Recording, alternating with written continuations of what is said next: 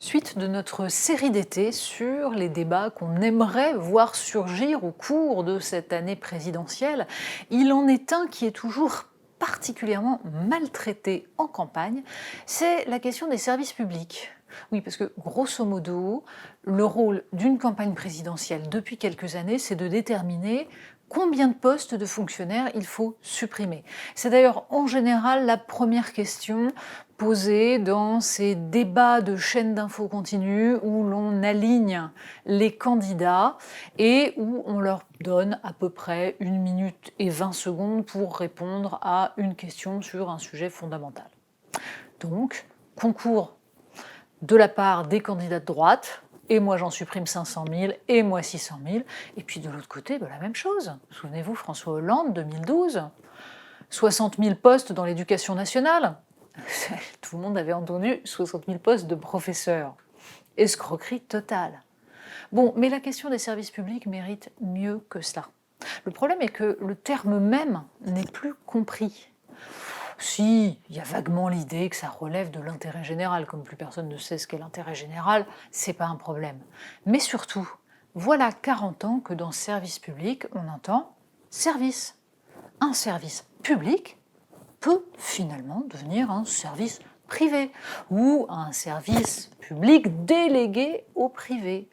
Dans une société, dans un système économique fondé sur l'extension infinie du marché, aucun domaine n'échappe au marché, et certainement pas les services publics, puisqu'un service peut se libéraliser. On prétend même qu'évidemment, c'est pas le boulot de l'État, et que donc le privé fera ça nettement mieux, puisque, bien sûr, il sera plus efficient. Ça reste largement à prouver. Le problème, surtout, est que dans la tête de ces néolibéraux convaincus, un service public, c'est finalement un monopole d'État, et les monopoles, c'est mal, sauf quand ce sont les GAFAM qui les exercent. Les services publics ont donc été petit à petit réduits comme peau de chagrin, mais ça ne date pas des dernières campagnes présidentielles et des concours pour faire reculer le nombre de fonctionnaires. Ça ne date pas de l'obsession de la dette. 2002, Jacques Chirac et Lionel Jospin, président de la République et Premier ministre, vont main dans la main à Barcelone, signer les conclusions du sommet de Barcelone qui entérinent la libéralisation des services publics en Europe. L'Union européenne s'est donnée pour fonction de lutter contre les monopoles d'État, d'organiser partout sur le territoire de l'Europe la concurrence libre et non faussée, et le résultat, eh bien, on le trouve comme un aboutissement pendant le quinquennat Macron, avec la réforme de la SNCF et avec le projet Hercule qui entend démanteler EDF. C'est la queue de comète, on continue dans la même logique. Mais droite et gauche ont entériné cette politique depuis déjà des décennies. Alors comment penser le rôle du service public dans ce contexte ? D'abord avec l'idée qu'il va falloir à un moment donné imposer un rapport de force avec l'Union européenne sur les éléments du service public que nous ne voulons pas démanteler et qui doivent échapper aux règles du marché. On espérerait que l'énergie et les transports ferroviaires en fassent partie. Il est peut-être encore temps.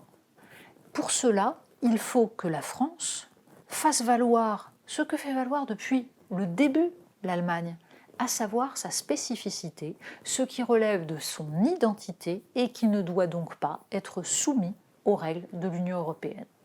L'Allemagne a décidé que son orthodoxie budgétaire faisait partie de son identité profonde. Le service public fait partie de l'identité profonde de la France. Il en nous reste à définir exactement ce qu'on entend par là. Parce qu'il serait malhonnête de ne pas considérer que depuis déjà plusieurs décennies, tous ceux parmi les politiques qui prétendent organiser la réforme de l'État pour plus d'efficience, pour une meilleure gouvernance, dans le jargon moderne, se contentent de supprimer des postes de médecins, d'infirmières, de policiers, de professeurs, sans que jamais on ne voit réduit le nombre de fonctionnaires.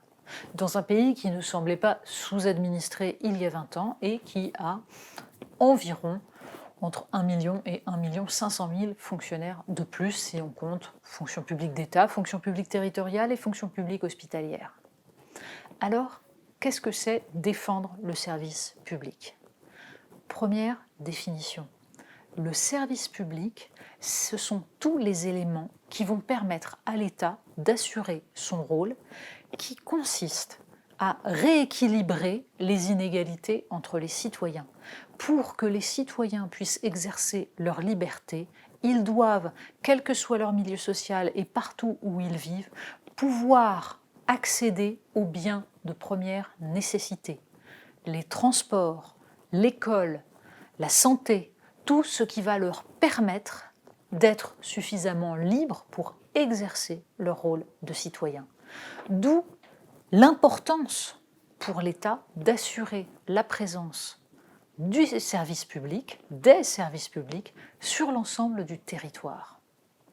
À ceci près que la dette explique depuis 20 ans le recul de l'État. Il n'y a plus d'argent, donc on rogne, tout en maintenant parallèlement une inflation administrative qui, en fait, augmente le service public, mais pas le nombre de personnes agissant directement.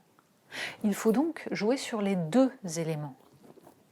Petit à petit, réduction de cette inflation administrative qui est en train de totalement bouffer aussi bien l'hôpital public que l'école, la justice, la police, et en même temps redéployer des postes de fonctionnaires effectifs sur le terrain, absolument partout. Marianne a publié au printemps 2019 un dossier intitulé « Mais que font-ils du pognon ?» Entre 1997 et 2017, sur 20 ans, le montant des prélèvements obligatoires a augmenté de 81%. Évidemment, cet argent va essentiellement et de plus en plus dans la protection sociale, chômage, retraite. Tous les ans, on nous explique par exemple que l'école, service public s'il en est, l'éducation nationale voit son budget augmenter. Mais si la part de l'éducation nationale dans le budget de l'État était la même qu'en 1997, il y aurait 11 milliards de plus pour l'école. C'est là que le service public recule.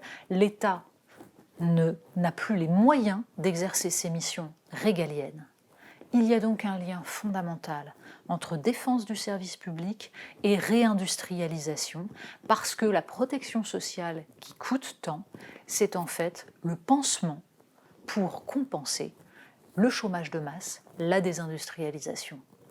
Repenser le service public à cette aune, le repenser en lien avec l'aménagement du territoire, c'est tout cela qu'on peut attendre d'une campagne présidentielle, plutôt que de compter le nombre de fonctionnaires à supprimer sans qu'on sache jamais de quels fonctionnaires il s'agit et où est-ce que sont les besoins sur un territoire aussi divers géographiquement que l'est la France.